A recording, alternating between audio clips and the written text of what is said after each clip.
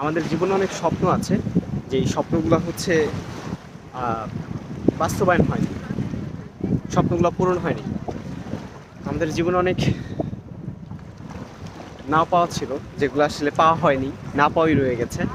আমাদের জীবনে অনেক জিনিস আমরা চাই নাই, কিন্তু ওই জিনিসটা আমাদেরকে জোর করে আমাদের উপর চাপিয়ে দেওয়া হয়েছে।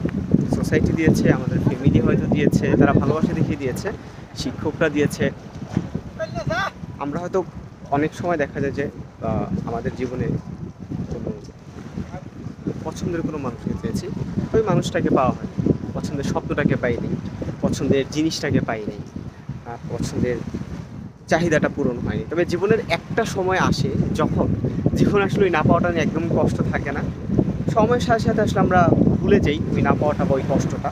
আবার দেখা যায় যে অনেক সময় তার থেকেও ভালো কিছু পাই, যে কারণে দেখা যায় যে ওই কষ্টটা আসলে আর মানে মনে থাকে না।